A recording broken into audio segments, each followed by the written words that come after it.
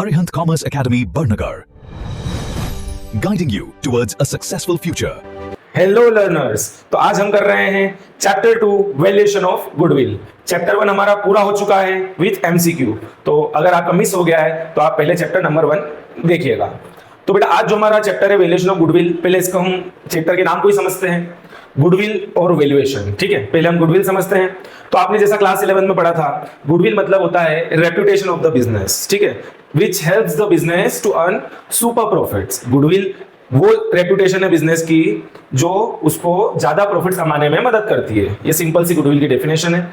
ठीक है, एक तरह का इंटेंजिबल एसेट है, हमारी संपत्ति है गुडविल। ठीक है, जैसे हमारा फर्नीचर, मशीनरी, ये सब हमारे लिए एक एसेट है, वैसे ही गुडविल भी हमारे लिए एसेट है, क्योंकि ये हमको फ्यूचर अर्निंग्स करने में मदद करती है। ठीक है, तो अब हम बात करते हैं कि वैल्यूएशन क्या होता है। तो इसको हम एक एग्जांपल से समझते हैं। मान लीजिए आप मार्केट में गए और आप एक शॉप को खरीदना चाहते हैं। ठीक है, आपने सामने वाले से उसका रेट पूछा तो उसने 1.5 करोड़ रुपए उसका भाव बताया। लेकिन जब आपने आपकी कैलकुलेशन करी तो आपको लग रहा था कि यार ये जो शॉप है ये 1 करोड़ से ज्यादा की नहीं होनी चाहिए। आपने प्लॉट वैल्यू उसकी निकाल ली। तो फिर आपने सामने वाले से पूछा कि भैया आप 50 लाख ज्यादा क्यों ले रहे हो। तो उसका जवाब आया कि भैया हमने यहाँ पे 25-30 साल से काम करा है, तो हमारी यहाँ पे एक रेपुटेशन जमी हुई है, गुडविल है, हमारी एक ब्रांड इमेज है।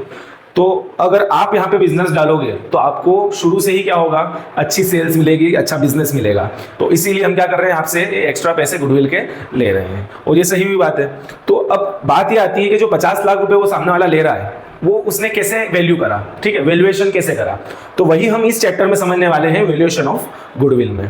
ठीक है, तो 4 मेथड्स हमको बेसिकली करनी है हमारे एग्जाम पर्पस के लिए। एग्जाम में ये क्वेश्चन आता भी, उन्हें भी आता है। 4 से 6 नंबर का ये चैप्टर है, लेकिन आने वाले चैप्टर्स के लिए ये बहुत इंपॉर्टेंट है, क्योंकि गुडविल का जो ट्रीटमेंट है वो आपको इस पूरी बुक में मिलेगा। ठीक है, गुडविल सिर्फ इस चैप्टर के लिए नहीं है, बाकी सभी चैप्टर्स में आपको ये 2nd नंबर का चैप्टर का थोड़ा सा आपको हेल्प आगे लगेगा। तो हम पहले देख लेते थ्योरी हमारी, जो कि इररिलेवेंट है एग्जाम पर्पस के लिए। बेसिकली इंटेंजिबल एसेट होता है। ठीक है, रेपुटेशन है बिजनेस की, ब्रांड इमेज, कस्टमर सेटिस्फेक्शन।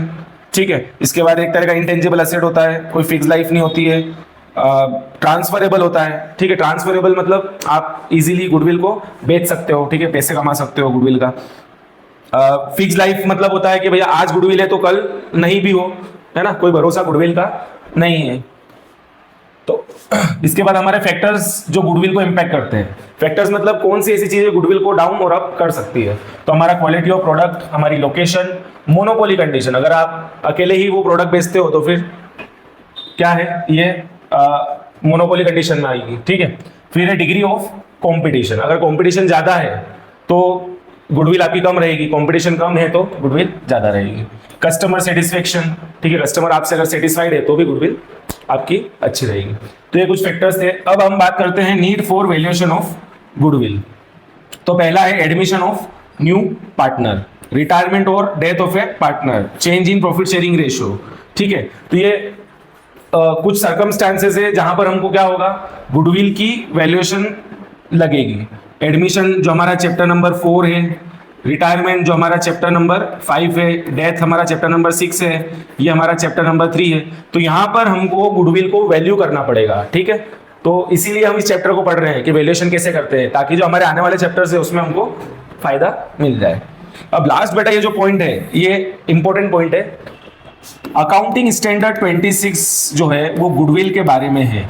ठीक है, अकाउंटिंग स्टैंडर्ड आपको पता ही है, ये गाइडलाइंस होती है जो सारी कंपनीज को फॉलो करनी पड़ती है। ठीक है, तो अकाउंटिंग स्टैंडर्ड 26 किसके बारे में है, गुडविल के बारे में। तो ये 2 चीजें बोलता है, एक बोलता है परचेस्ड गुडविल और एक बोलता है ये सेल्फ जनरेटेड गुडविल। ठीक है, परचेज गुडविल क्या होती है, जैसे हमने अभी आपको एग्जांपल लिया था कि अगर आप कहां पे शॉप खरीदने गए किसी की, ठीक है, उसने आपको 1.5 करोड़ में शॉप दी जिसमें 50 लाख क्या थी, गुडविल की थी। तो आप क्या कर रहे हो, वो गुडविल 1.5 करोड़ की आप वो बिजनेस खरीदोगे जिसमें 50 लाख रुपए किसका रहेगा, गुडविल का। तो जब आप बिजनेस खरीदोगे और उसकी एंट्री करोगे तो 50 lakh as a goodwill record होगा किस साइड, एसेट साइड। तो बेटा ये होती है purchase goodwill. Self generated goodwill होती है कि ओवर द ईयर जब आप काम करते हो तो आपकी वैल्यूएशन क्या होती है, बढ़ती है। ठीक है, आपने परचेज नहीं करी है, ऑटोमेटिकली बिजनेस की वैल्यू बढ़ रही है, तो वो होती है सेल्फ जनरेटेड गुडविल। तो अकाउंटिंग स्टैंडर्ड 26 बोलता है कि परचेज गुडविल को रिकॉर्ड आपको करना है और सेल्फ जनरेटेड गुडविल को आपको रिकॉर्ड नहीं करना है। ठीक है, तो ये एमसीक्यू में आपको आ सकता है, ये पॉइंट थोड़ा अच्छा था। तो ये बात हो गई हमारी थ्योरी की। हमारा the most important second chapter का पार्ट है जिसमें हम चारों मेथड्स को वैल्यूएशन की समझेंगे। जैसा कि मैंने आपको पहले लेक्चर में बताया था कि 4 मेथड्स होती है गुडविल को वैल्यू करने की, तो वही हम सब सीखने वाले हैं। ये 4 मेथड्स मैंने लिखी हुई है। ठीक है, पहली मेथड एवरेज प्रॉफिट मेथड है हमारी, सेकंड मेथड हमारे सुपर प्रॉफिट है, थर्ड हमारी कैपिटलाइजेशन ऑफ एवरेज प्रॉफिट है और फोर्थ है कैपिटलाइजेशन ऑफ सुपर प्रॉफिट। तो वैसे देखा जाए तो 5 मेथड हो रही है, लेकिन वेटेड एवरेज को हमने दोनों को एवरेज और वेटेड एवरेज को कंबाइन कर लिया है। ठीक है, तो ऐसे करके हमको 4-5 मेथड सीखनी है। अब हम बात करते हैं हमारी पहली मेथड की, उसके बाद हम 1 बाय 1 सारी समझेंगे। ठीक है, तो पहली जो मेथड है बेटा अपनी वो है, आइए हम समझते हैं हमारी पहली मेथड को। ठीक है, तो बेटा ये मेथड से आपको अगर गुडविल निकालनी है तो आपको फॉर्मूला लगेगा average profit multiplied by number of years purchase. ठीक है, ये आपका फॉर्मूला रहेगा। गुडविल आपको निकालनी है इस मेथड से, तो आपको ये फॉर्मूला लगाना है। सिंपल है, आपको 2 आइटम की जरूरत पड़ेगी। अब बेटा ये तो आपको क्वेश्चन में दिया हुआ होगा, नंबर ऑफ ईयर्स परचेस। ठीक है, अब ये होता क्या है, तो गुडविल हम कितने सालों के लिए परचेस कर रहे हैं। ठीक है, मतलब कितने साल तक चलेगी वो गुडविल। ठीक है, जब भी हम कोई बिजनेस परचेस करते हैं तो बेटा गुडविल जो है उस बिजनेस की कुछ सालों तक ही चलती है, फिर हमारी गुडविल जो है उससे हमारा बिजनेस चलता है। ठीक है, सामने वाले की गुडविल से हमारा बिजनेस कुछ लिमिटेड पीरियड तक ही चलता है, तो वो 2 साल है, 3 साल है, 4 साल है, इसमें आपको कोई भी लोड नहीं लेना है। डायरेक्ट आपको क्वेश्चन में दिया होगा कि भैया नंबर ऑफ ईयर परचेस इतना है, नंबर ऑफ ईयर परचेस 2 है, 2.5 है, 3 है, क्वेश्चन में दिया होगा। एवरेज प्रॉफिट की अगर हम बात करें तो एवरेज प्रॉफिट कैसे निकलता है, तो एवरेज प्रॉफिट आपका निकलेगा, आपको क्वेश्चन में कुछ सालों के प्रॉफिट्स दिए होंगे। ठीक है, तो आपको लिखना है ऊपर सम ऑफ ऑल प्रॉफिट्स और उसका डिवाइड करें नंबर ऑफ ईयर्स से। ठीक है, तो आप ये करोगे तो आपका क्या आ जाएगा, एवरेज प्रॉफिट आ जाएगा। अब अपन इसको एक एग्जांपल से समझ लेते हैं। फॉर एग्जांपल आपको बेटा दे रखा है 2023 का प्रॉफिट 20,000, आपको दे रखा है 2024 का प्रॉफिट 30,000, आपको दे रखा है 2025 का प्रॉफिट, ठीक है, 40,000। ये डाटा आपको दे रखा रहेगा। आपको बेटा प्रीवियस ईयर के ये जो एवरेज प्रॉफिट मेथड है इसमें आपको पिछले साल में जो हमने प्रॉफिट्स कमाए हैं वो आपको यहाँ पर दिए होंगे। ठीक है, अब इनका एवरेजिंग करना है तो वो हमको पता है, तीनों को क्या कर लो plus sum of all profits और divide by number of years. तो नंबर ऑफ ईयर्स कितने हैं, 1, 2 और 3। तो बेटा यहाँ पे कितना आ जाएगा, 40, 30 और 20, 90 डिवाइड बाय 3। तो ये हमारा आंसर आ जाएगा 30,000। मतलब एवरेज प्रॉफिट कितना निकल गया, 30,000। तो यहाँ पे 30,000 मल्टीप्लाइड बाय जो आपको क्वेश्चन में नंबर ऑफ ईयर परचेज है, फॉर एग्जांपल 2 दिया हुआ है, तो 30,000 मल्टीप्लाइड बाय 2 60,000 हमारी गुडविल आ जाएगी। तो ये बेटा फॉर्मूले हैं हमारी पहली मेथड में, बस इससे ज्यादा कुछ नहीं है। अब हम इसी मेथड को और थोड़ा डीप में समझते हैं। हमने देखा था भैया हमको यहाँ पे प्रॉफिट दिए हुए हैं, ठीक है, 40,000। ये हमारा एब्सोल्यूट नेट प्रॉफिट होता है। आपको पता है सारे इनकम, सारे एक्सपेंस सब नेट करके जो प्रॉफिट आता है वो हमको डाटा दिया हुआ होता है। लेकिन गुडविल में हमको हमेशा लेना है नॉर्मल प्रॉफिट्स। क्या लेना है बेटा, नॉर्मल प्रॉफिट्स।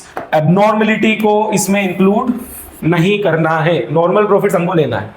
ठीक है, अब मैं आपको एक एग्जांपल लूं। 40,000 मेरा प्रॉफिट है, यहां पे लिखा हुआ है including a loss by fire of 2,000। ये जो बेटा हमारा प्रॉफिट हुआ है 40,000, इसमें शामिल है 2,000 वाला लॉस। मतलब हमारा प्रॉफिट हो रहा था 42,000, आग लग गई, उससे 2,000 का हमारा नुकसान हो गया, तो हमारा प्रॉफिट कितना आया बेटा, 40,000। अब आग लगना एक नॉर्मल बात नहीं है, ये अबनॉर्मलिटी है। ठीक है, हो भी सकती है, नहीं भी हो सकती है, हमारे हाथ में नहीं है। तो ये अबनॉर्मल लॉस है। ये क्या है, अबनॉर्मल लॉस। तो बेटा नॉर्मल प्रॉफिट हमारा क्या है, 42,000 है, ना कि 40,000। तो हमको यहां पे क्या करना पड़ेगा, सिंपल है, अगर एबनॉर्मल लॉस है तो बेटा ऐड बैक कर दो, और अगर एबनॉर्मल प्रॉफिट है तो लेस कर दो। ठीक है, एबनॉर्मल लॉस है तो ऐड कर दो और एबनॉर्मल प्रॉफिट है तो माइनस कर दो। अब हमको पता है कि बेटा ये जो 2000 ये एबनॉर्मल लॉस है, तो हमको क्या करना है, ये एबनॉर्मल लॉस को ऐड करना है। तो हमारा प्रॉफिट बेटा कितना रहेगा, 42,000। ठीक है, एक और एग्जांपल से हम समझते हैं। वही हमारा लेते हैं 40,000 प्रॉफिट, लेकिन यहां पे दे रखा है including gain of ₹2,000 by sale of car.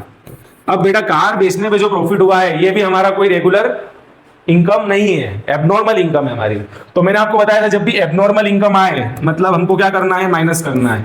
तो हमारी नॉर्मल प्रॉफिट कितने हो जाएंगे, क्योंकि बेटा 40,000 में 2,000 का ऐसा हमारा इनकम था जो होने वाला नहीं है। तो गुडविल के लिए हम क्या करते हैं, हमेशा नॉर्मल प्रॉफिट्स और लॉस को देखते हैं।